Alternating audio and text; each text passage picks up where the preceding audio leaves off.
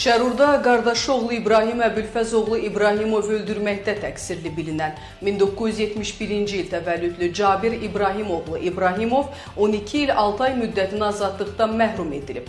Xəbərlər.net reporta istinadən xəbər verir ki, bu barədə Naxçıvan Ağır Cinayətlər Məhkəməsində hakim Arzuyar Kərimovun sədrlik etdiyi iclasda hökm oxunub. Hökmə əsasən Cabir İbrahimov cəzasını ciddi rejimli cəza çəkmə müəssisəsində çəkəcək.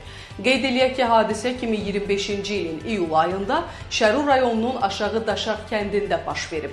İttihama görə İbrahim İbrahimovla əmisi Cabir İbrahimov arasında əvvəllər də bir neçə dəfə şəxsi münasibətlər zəminində mübahisə olub. Onlar arasında sonuncu mübahisə yolda avtomobillə hərəkətdə olarkən ötmə manevrləri zamanı yaşanıb. Belə ki, onlar avtomobili saxlayan zaman Cabir İbrahimov mismar çıxaran çəkici götürərək qardaşı oğlu İbrahim İbrahimovun üzərinə gedib. Daha sonra bu alətdən ona bir neçə dəfə başından zərbə indirib. Cabir İbrahimov Cinayət Məcəlləsinin 120.1 qəsdən adam öldürmə maddəsi ilə ittiham olunub.